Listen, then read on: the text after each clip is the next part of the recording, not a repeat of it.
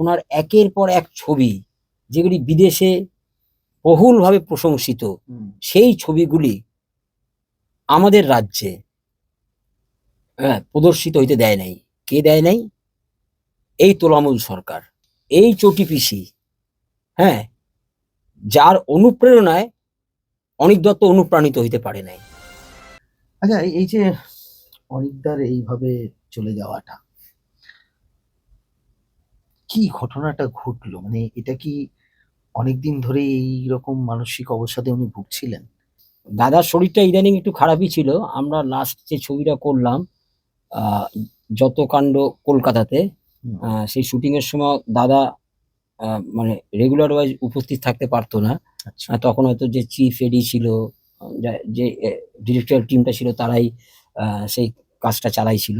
Even কি অপরাজিত সিনেমাটার সময় অনেকটা তাদের উপর দায়িত্ব দেওয়া হয়েছিল।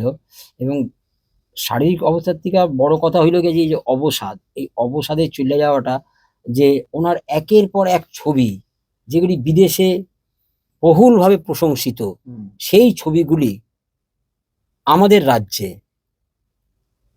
প্রদর্শিত হইতে দেয় নাই। কে দেয় নাই?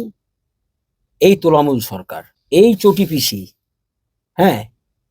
যার অনুপ্রেরণায় অনিক দত্ত অনুপ্রাণিত হইতে পারে নাই। কারণ সে সবসময় অন্যায়ের বিরুদ্ধে বলছে, নিজের শিরদাঁড়ারে সোজা রাখা প্রতিবাদ করছে, যেটা আবার আমাদের চটি পিসি সহ্য করতে পারে নাই। যার জন্য তুমি দেখবা তার ছবি শেষের দিকে, কেন বলছি, অপরাজিত হোক বা যত কাণ্ড কলকাতায় হোক বা ভবিষ্যতের ভূত হোক, এই ছবিগুলি কোনো সময় আমাদের নন্দনে রিলিজ করতে দেয় নাই।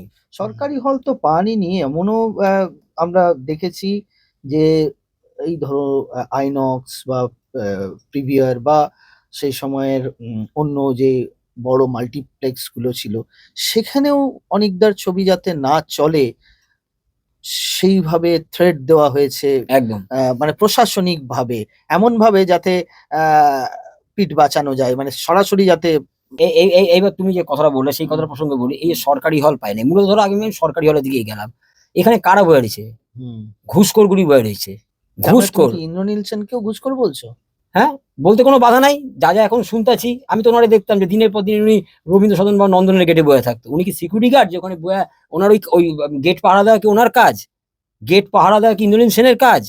তাহলে কি তুমিও পচা ডিম নিয়ে হাজির আছো? পেলে দেবে? সুযোগ এখনো পাই নাই।